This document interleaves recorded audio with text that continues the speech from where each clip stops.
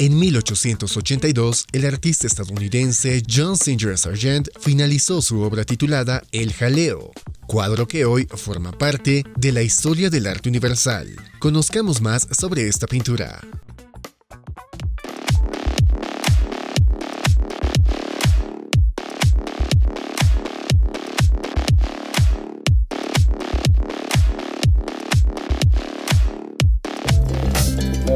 El Jaleo es una pintura de John Singer Sargent que representa a un bailarín gitano español actuando con el acompañamiento de músicos. Pintado en 1882, actualmente se encuentra en el Museo Isabella Stewart Gardner de Boston.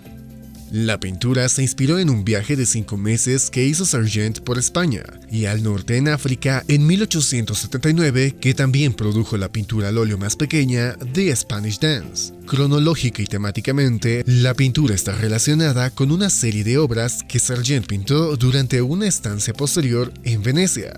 Estos también incluyen efectos de luz dramáticos, modelos exóticos y colores moderados. Impresionado por el vestuario y la forma teatral de la danza gitana, el artista regresó a París y comenzó a trabajar en un gran lienzo cuya escala sugería un escenario escénico. El nombre del jaleo se refiere tanto al significado amplio del jaleo, un alboroto, como al baile específico conocido como jaleo en Jerez. Sargent planteó la composición del jaleo durante al menos un año. Como era habitual en él, la pintura fue precedida por una serie de estudios preliminares, centrándose particularmente en la postura estilizada de la bailarina. Resultado de esta preparación minuciosa, el jaleo se caracteriza por un manejo seguro y rápido, y puede haberse completado en poco más de unos días.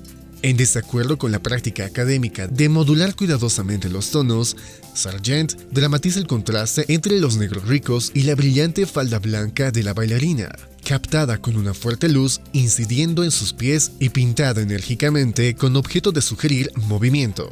La penumbra del interior de la tasca o café cantante también crea sombras largas en la pared posterior encalada que ocupa casi la mitad de la pintura.